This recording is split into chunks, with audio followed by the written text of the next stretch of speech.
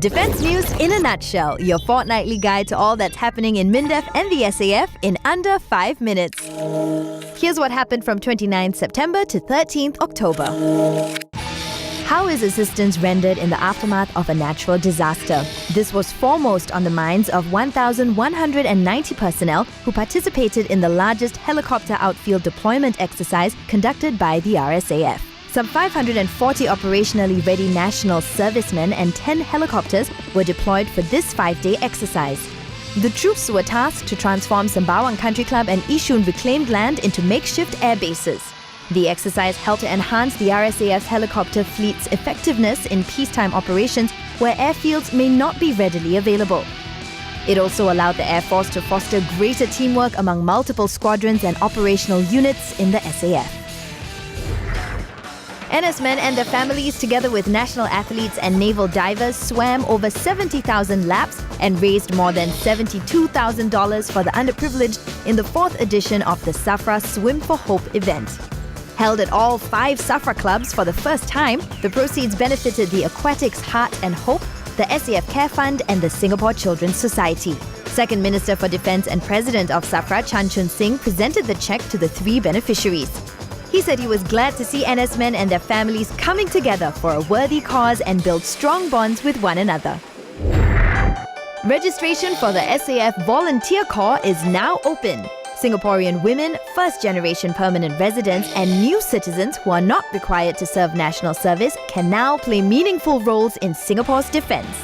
To qualify, they need to be between 18 and 45 years old, pass a medical screening, an interview, and meet the prerequisites for the role they applied for. The first batch of volunteers will start their training in March next year. All trainee volunteers undergo a 2-week basic training, a 1-week qualification training, and if necessary, a 1-week advanced training for those who take on more demanding roles.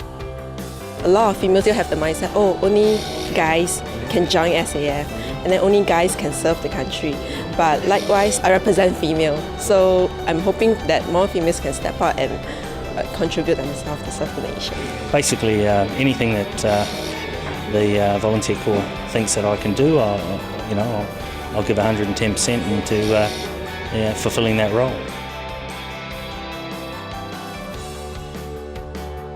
For more details on these stories, visit mindef.gov.sg. Here's what's buzzing on our social media channels.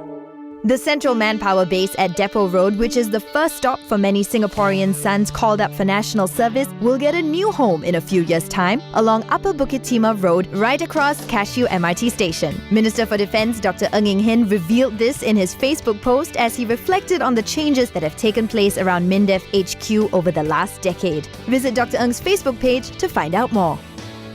We take a walk down memory lane with Lieutenant Colonel retired Prasad Kumar Menon, an Air Force pioneer. He's among the first batch of officers who served in the Singapore Air Defence Command, which has become the Republic of Singapore Air Force today. Almost 46 years on, he continues to serve as an airspace consultant in the Air Operations Department as the go-to guy on all matters relating to airspace policy and operations. Colonel Menon, we salute you for your dedication, sir.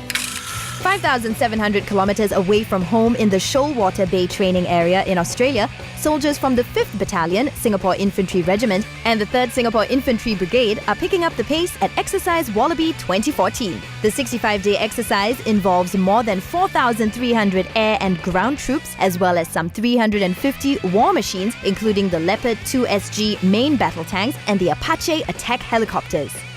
Log on to the Army Facebook page for updates on the ongoing exercise. Here are some shout-outs we've received. Hello everybody, my name is Pubalan and I'm here to support my brother who is graduating from his basic military training today. Okay, I just want to say that congratulations to all of you for completing this phase of your army life because this is just the start. There's more to come, so look forward to it in a positive note. Okay, soldiers, just remember, last but not least, mind over body. Cheers.